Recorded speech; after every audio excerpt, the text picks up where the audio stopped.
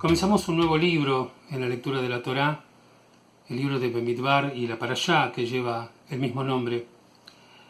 Es una Parashá importante porque en este momento o en esta instancia Dios habla con Moshe y le pide que cense a todo el pueblo de Israel para saber cuántos son, para saber con cuántos contamos y para comenzar otro elemento importante de lo que significa constituirse como pueblo, que es su organicidad, que se puedan organizar todos.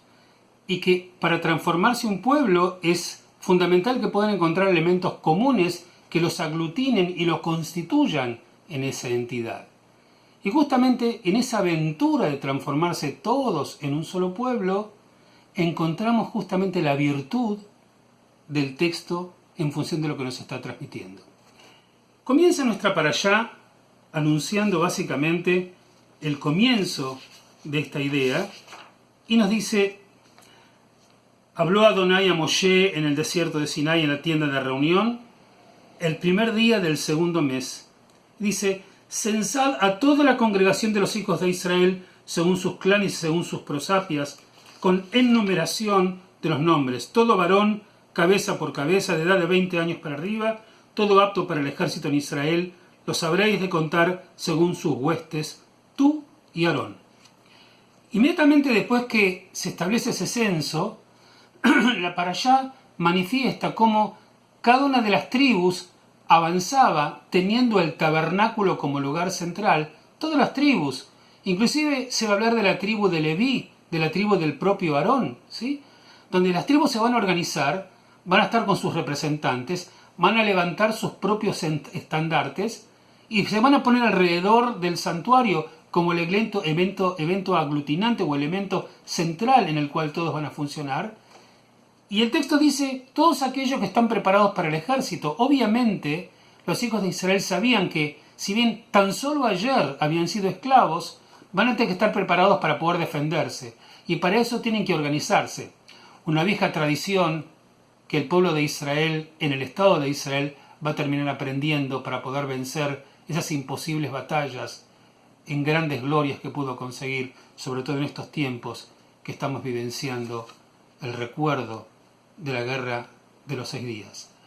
Finalmente, entonces, el pueblo se organiza y uno podría suponer, estaban todos separados en tribus y bueno, ahora que los están aglutinando, la intención es que el valor de la unidad sea un valor que se ponga por encima de las diferencias, que estén todos juntos, son todos soldados, todos pertenecen al pueblo de Israel, y sin embargo, para nuestra sorpresa, el unir a todas las tribus para que se transformen en un solo pueblo, bajo un solo liderazgo, con un destino común, que será aquel que finalmente determinarán con Dios en los días que vendrán. No obstante ese ser un objetivo central, encontramos que las tribus mantienen, mientras generan su identidad nacional como pueblo unificado, mantienen la identidad privada de cada uno en su propia tribu y su propia prosapia. Aparece en otro de los textos de la parashá algo que dice: cada hombre junto a su estandarte con emblemas según su prosapia habrán de acampar los hijos de Israel a distancia en derredor de la tienda de reunión habrán de acampar. Y dice, por ejemplo: y los acampantes al frente hacia el este, el estandarte del campamento de Yehudá según sus huestes, y el jefe de los hijos de Yehudá, Nachshon, hijo de Aminadab. Y su hueste, sus censados, 74.600. Y los acampantes junto a él, la tribu de Isahar, y se va avanzando tribu por tribu, cada uno con su estandarte, con su gente. Y uno pregunta, pero ¿por qué? ¿Por qué la importancia de cada tribu? ¿Por qué los particularismos? Si la intención era que el pueblo se mantenga como pueblo unificado, ya basta de tribus. La identidad ahora es una identidad nacional, son todos un mismo pueblo. Entonces es como si la Torá nos quiere decir: el hombre se enriquece con las distintas identidades que tiene.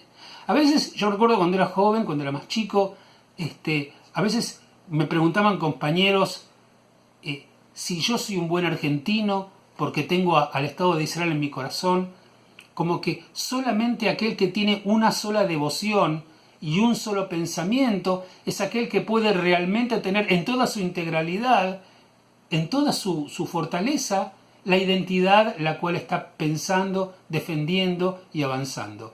Y la Torá nos dice, no, acá queremos que el pueblo judío, el pueblo de Israel, se constituya en un pueblo unificado.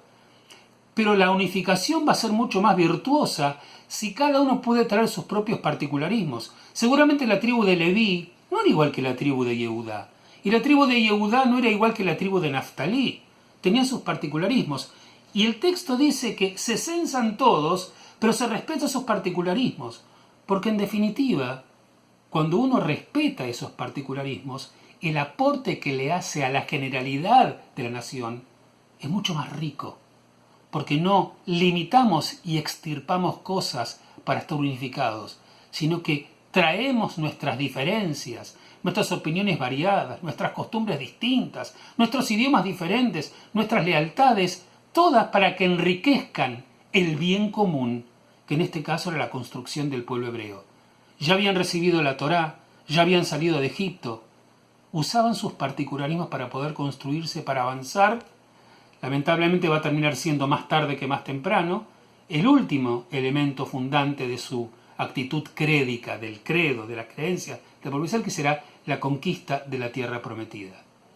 Acá la Torá nos está enseñando algo maravilloso y nos está transmitiendo un mensaje extraordinariamente moderno.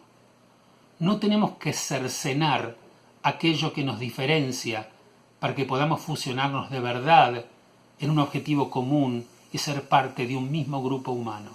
Al contrario, cuando nuestras diferencias son respetadas y hay cabida en aquello que nos hace diferentes en muchos aspectos, aquello que terminamos conformando todos juntos va a ser mucho más profundo, mucho más rico, mucho más digno y mucho más sólido.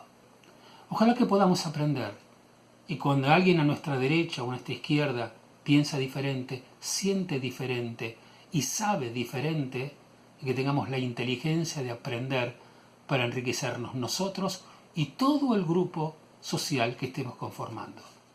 Ojalá que sepamos hacerlo y que no caigamos en extremismos tontos que solamente terminarán lastimando inútilmente el objetivo del grupo todo que estemos conformando. Shabbat Shalom para ustedes.